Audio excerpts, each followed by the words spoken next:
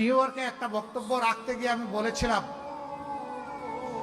জামাতে ইসলামী যদি দেশ পরিচালনার সুযোগ পায়, কর্মজীবী মহিলাদের কর্মঘণ্টা 3 ঘন্টা কমিয়ে 5 ঘন্টা করা হবে।